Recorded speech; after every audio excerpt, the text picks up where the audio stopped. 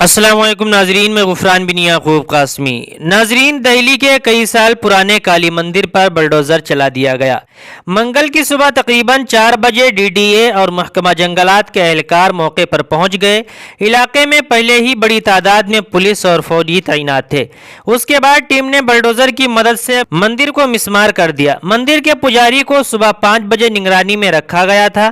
انہدامی کارروائی کے دوران پولیس کی بڑی تعداد علاقے میں تعینات رہی۔ پولیس نے امن و امان برقرار رکھنے کے لیے مذہبی مقام کی طرف جانے والے راستے بند کر دیے۔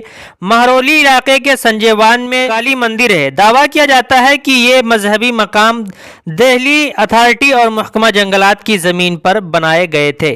ڈی ڈی اے کی ٹیم کئی دنوں سے تجاوزات ہٹانے کی تیاری کر رہی تھی۔ منگل کی صبح تقریباً 4 بجے ڈی ڈی اے اور محکمہ جنگلات کے اہلکار موقع پر پہنچ گئے۔ علاقے میں پہلے ہی بڑی تعداد میں پولیس اور فوجی تعینات تھے۔ اس کے بعد ٹیم نے بلڈوزر کی مدد سے مندر کو مسمار کر دیا۔ انہدام کا کام صبح 6 بجے کے قریب شروع کیا گیا۔ دوپہر تک تمام تجاوزات ہٹا دی گئی۔